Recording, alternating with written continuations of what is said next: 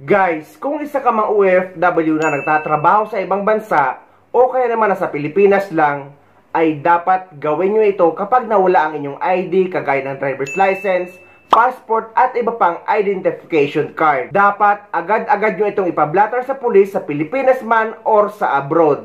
Dahil kapag nagamit ito sa masama, ay pwedeng kayo ang makulong kagaya dito. Viral ang isang netizen na nakasuhan ng carnapping dahil wala naman siyang ginawang krimen. Ang dahilan, ginamit daw ng aktual na suspect ang nawala niyang driver's license. Para bigyan ng mukha ang balita, Mobile Journal, Jazz Paredes. Hindi akalain ng isang lalaki sa Maynila na dahil lang sa kanyang nawalang lisensya ay muntik pa siyang makulong. February 15, 2023, pumunta si Jake sa isang mass hiring event, bitbit ng envelope na may laman na resume, vaccination card at lisensya. Pag-uwi ko po, doon ko po natandaan na wala po pala akong dalang envelope, nandun po pala sa katabing motor na pinagyan niya. Naipatong ko siya. Nag-isip kami na baka naman may makapulot, may magbigay sa lost and found.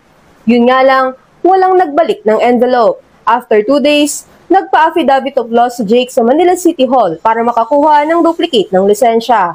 Lumipas ang 5 buwan, July 2023, dalawang nagpaglalang pulis Parañaque ang nag-message sa kanya. May kaso raw kasi siyang carnapping. Akala niya nung una, scam. Pero, December 2024, muli siyang nakatanggap ng mensahe, court resolution na. Chiran po siyang envelope. Nakita ko po may DOJ na nakalagay. Po doon, kaya daw po nalabasan ng resolution at warrant kasi hindi daw po akong attend ng hearing. Which is wala naman po akong nare-receive na any subpoena. Base sa investigasyon, ginamit ng hindi kilalang tao ang lisensya niya sa isang carnapping incident noong July 17, 2023. Naisama ang kanyang pangalan sa reklamo at naglabas ng warrant of arrest laban sa kanya. Ginamit po yung ID ko, pinakita sa guard.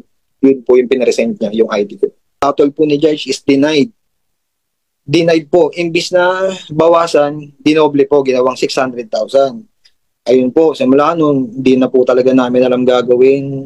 Sa tulong ng kaibigan at kaanak, nakapaglabas siya ng 150,000 pesos pang piyansa para makaiwas sa kulong. September 30, 2025, provisionally dismissed na ang kaso. Siya totally close naman kasi provisional dismissal po ang sabi. Ganun daw po talaga sa batas, mag-aantay pa daw po na 2 years bago ma-permanent kung sakaling hindi nabubuksan nag-complain yung case. Upang hindi maulit ang ganitong sitwasyon, nagbigay ng paalala ang isang abogado. Dapat kapag meron nawala, proof of identity, any ID or most especially kung yan ay credit cards, ATM, ay i-report ka agad, no? So kung yan ay lisensya, mag-execute ng affidavit of loss, isa-submit agad sa LTO. Date of execution is very important dahil as of that date ay nanotaryo at na-submit, no? Nabigay mo yung narrative na nawawala yung iyong proof of identity. Hanggang ngayon, hindi pa rin nakikilala ni Jake kung sino ang gumamit ng kanyang lisensya. At bagaman wala siyang direktang kinalaman sa krimen, patuloy niyang binabayaran ang mga utang na dulot ng kasong ito. Patuloy siyang umaasa na ganap ng malilinis ang kanyang pangalan. Sa kasong ito, parang napaka-unfair na ang may-ari ng ID ang nakulong at nagbayad ng 100,000 pesos para sa kanyang piyansa para sa kanyang kalayaan.